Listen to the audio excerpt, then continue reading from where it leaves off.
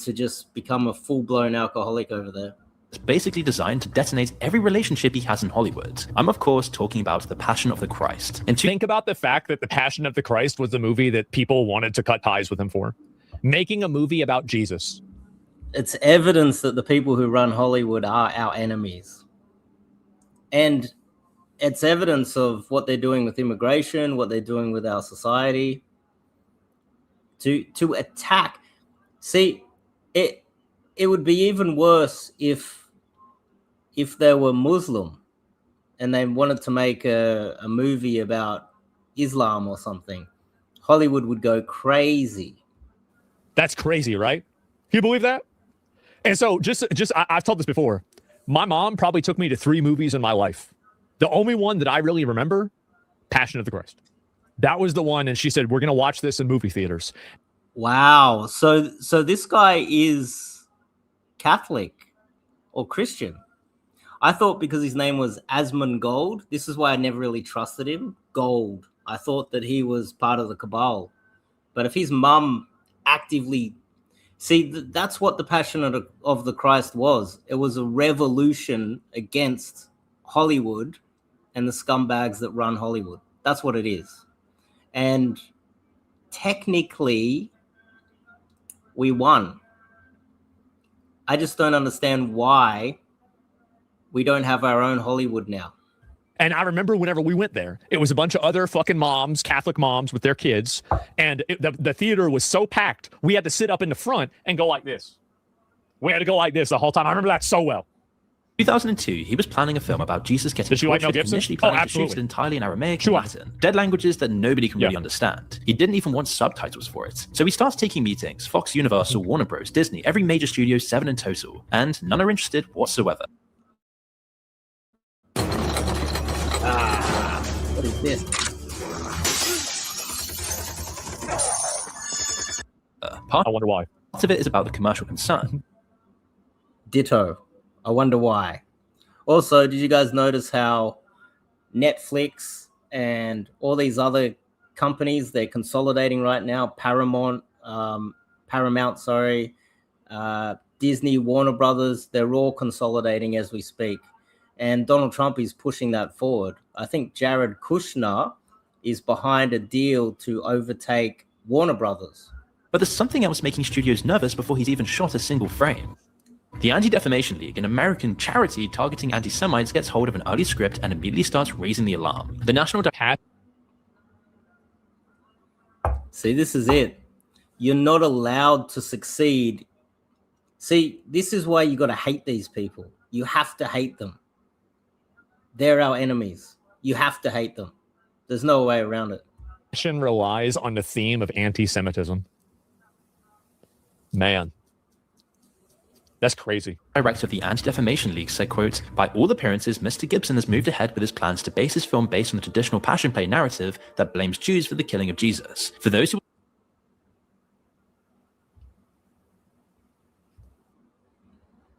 Yeah.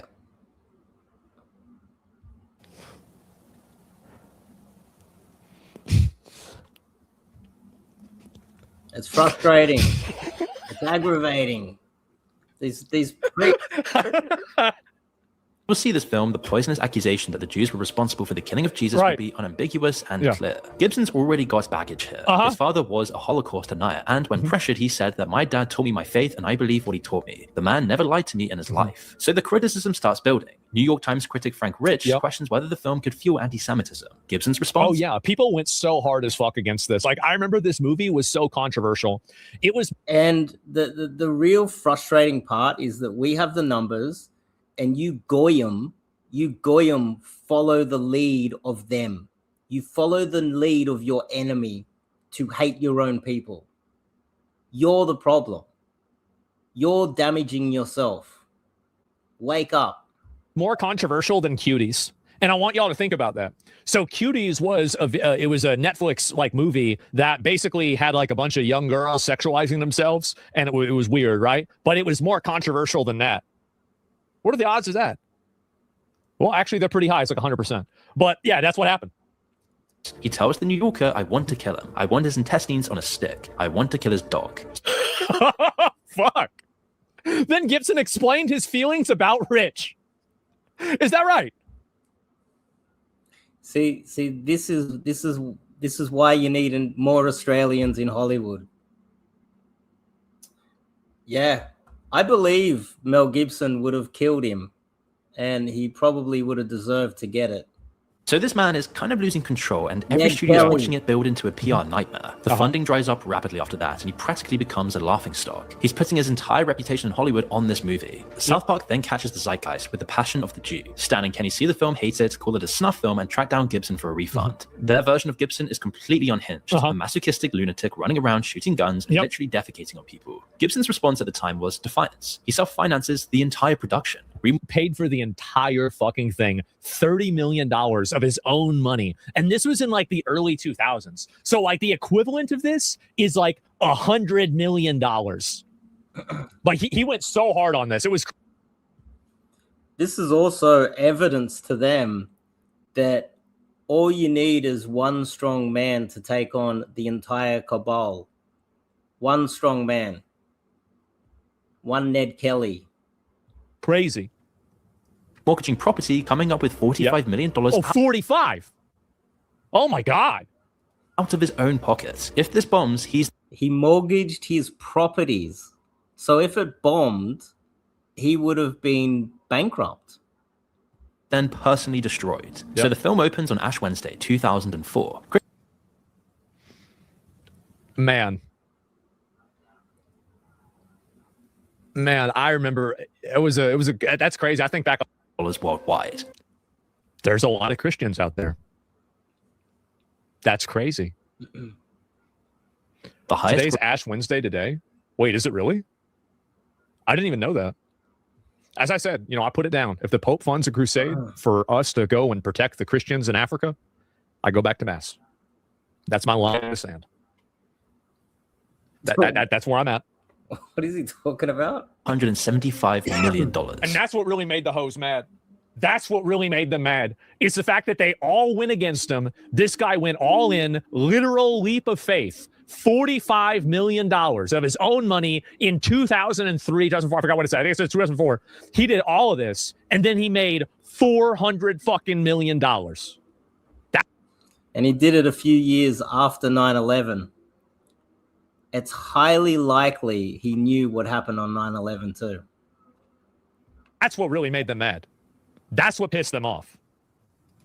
So from the industry's perspective, he has now made... Because it shows a crack in the matrix. It shows a crack in the fabric of the illusion that's created, that making things that are central around, the Christian faith or Catholicism is somehow not possible, not feasible, not financially viable. It just takes all that... And technically, they are the Matrix. They are the Matrix. Great movie. Yeah, he remembers. People were mad. Resistance to that movie. There was so much resistance. Like it was so controversial. People were angry as fuck. Oh yeah, no, there was which I thought was very strange. There was like Hollywood resistance to that movie. Like, people didn't like that you were making it. No, like there was a lot of opposition to it, and I don't know. I think if you ever hit on this subject matter, you're gonna get people going, because of course, dude. There it is. There it is right there. He's literally just... I would love to hear the private conversation that Mel Gibson had with Joe Rogan off camera. Oh, God. Bro. You really had to hit him with that? Well, this is the most relaxing game in 2025. The ad. Someone in chat called him Goydemort. The town, they said, did anyone just see that? Anyone just see what that guy did? Can't let that guy do that again. Yeah. Because it sort of walked around the entire system. It was a well-received podcast because Gibson, for all his woes, came across as more down-to-earth than your average massive star. Comments observed that he was holding back on topics that people wouldn't be prepared to hear about. And that's the crazy thing, is that after this recent Epstein files drop, and after they brought out all the files, I think people owe this guy an apology. I think they do. They got to say, listen, man, maybe you were right about some of these things. That's crazy. Wow. You What are guys the leave odds a of that? comment. Passion ultimately took its toll on Gibson, and 2 years later, everything fell apart. In 2006, he got pulled over drunk in Malibu, and during the arrest, he goes on this anti-Semitic run to the I remember very clearly, like, it's funny, I think about this. I remember very clearly my dad and I were talking about this while we were driving to Wendy's. which leaked. Gibson then apologized and admits he's an alcoholic, calling his behavior despicable. He pleaded no contest to misdemeanor DUI, received 3 years probation, and immediately pushed out carefully worded apologies through his publicist. The court says the 53-year-old Gibson successfully completed terms of his 3-year probation. Gibson was arrested for driving drunk in Malibu in July of 2006, and during the arrest, the actor-director made derogatory comments about Jews and women, tried to escape, and repeatedly threatened the arresting deputy. While also admitting to being an alcoholic for decades. Because you're dealing with a sort of a malady of the soul, an obsession of the mind, and a physical allergy. And some people need a big tap on the shoulder. In my case, public humiliation on a global scale seems to be what was required. But it was all just damage limitation, and the industry's response is instant and total. To everyone who criticized his views, this DUI and his unsavory run total fucking was just a smoking gun. Apocalypto, a film he directed and one of his best, was already in post-production, and its release was pushed back to avoid negative press. But after that, the upper echelons of Hollywood were closing ranks. Yeah, that was like the last movie he was really doing, and like that was a movie he directed. I remember watching that movie. I watched that movie with mom. You know what? It's actually like, damn, I haven't thought about this for a long time. The last movie that I remember my mom watching was Apocalyptico. Like back before she went to the hospital. Like, because I remember I went in there and we were watching the first half of it. I didn't think about that. But yeah. It was terrifying. Yeah, I remember first time of the harm he has caused. Being drunk doesn't make you say things you don't believe. It makes you say things. Sometimes it does. You was assaulted, it would be somehow her fault. In the same conversation, he's also heard threatening to burn down her house while she was inside of it. And apparently there were actually some 35 minutes of deranged phone calls that leaked to the press in total. Yep. I don't walk around in tight clothes. I stay at home for most of the time. Public and it's embarrassing to me. You know, man. Bitch, honey. And if you get by a packet, it'll be your fault. God. Because you provoked it. A reporter did people that take fucking money from the wetback, okay? Pat my side of the head. We're ending the stream in 1 minute. 43. Holy shit. The fact that she recorded all of this says a lot. And as the situation escalated, he was legally barred from coming near her or their daughter under a domestic violence-related restraining order. Those 6 years of major scandals shattered Mel Gibson's career. Nobody would touch him. From 2006 to 2016, Mel Gibson appeared in one film called The Edge of Darkness, a film where he plays a man who discovers that powerful institutions are conspiring to cover up crime. Nobody would touch him because the Goyim are easily convinced. The Goyim believe whatever they're told because you Goyim, you're just sheep. You can't think for yourself. You don't know whose team you're on, and you can't choose your own side. The Goyim are the Goyim's problem. Biggest problem is the Goyim fucking with the Goyim. That's the problem. This channel's fucked. Where's the comments? I can't see any. The channel's fucked. Totally fucked.